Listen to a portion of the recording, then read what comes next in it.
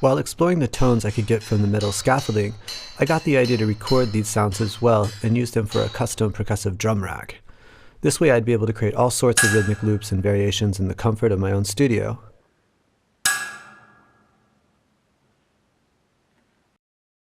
I imported and edited each sound, truncating them to individual single-hit samples.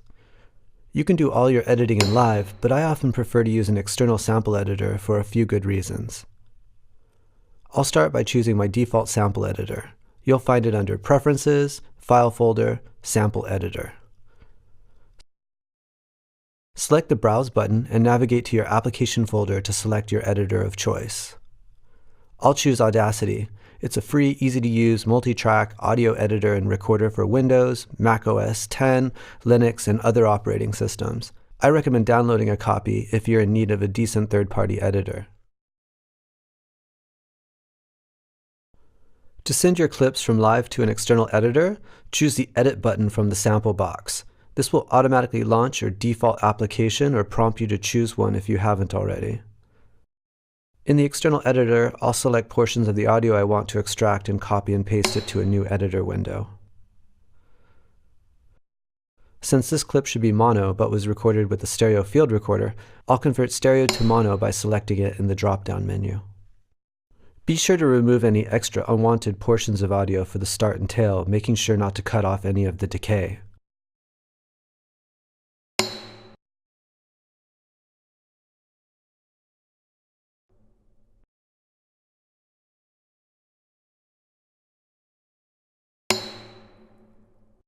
Another advantage to using an editor like Audacity is that I can write effects directly to the WAV file. To demonstrate, I'll add one of the processing effects included. I'll preview and write the echo effect.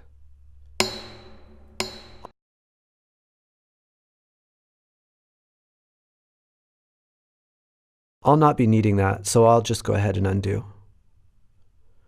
To save on time, I've gone ahead and chopped up all of the hits. During this process, I adjusted the clip volume slightly to make them a bit more even sounding.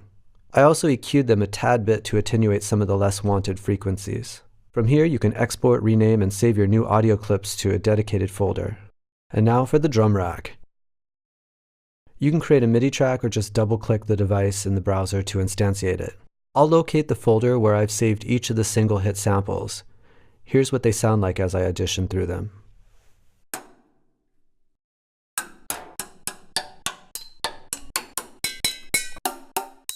I can load them all at once by shift-selecting and then dragging them to the drum rack. I can now play these back using my push controller.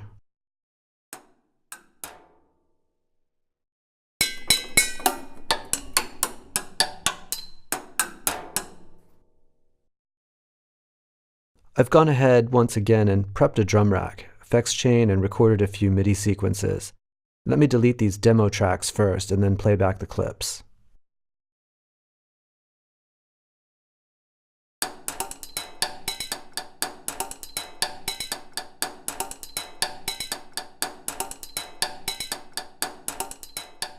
On the track itself, I've added a slight amount of glue compression to help the samples sit slightly better together as an instrument.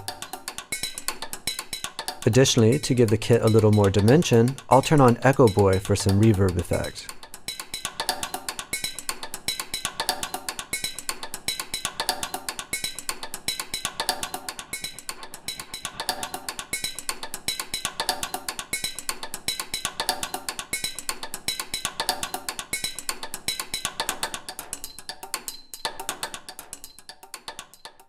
If I add an additional resonator device, fittingly enough, I'll use the Berlin preset. It turns the percussion into a very nice sounding tech-type groove.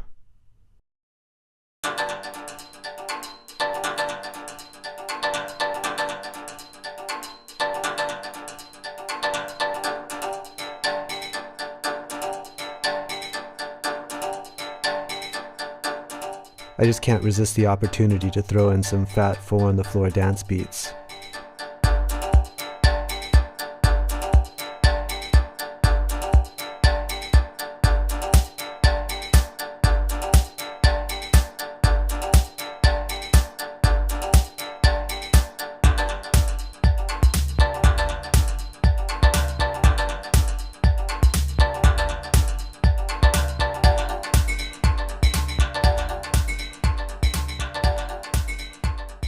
There you have it.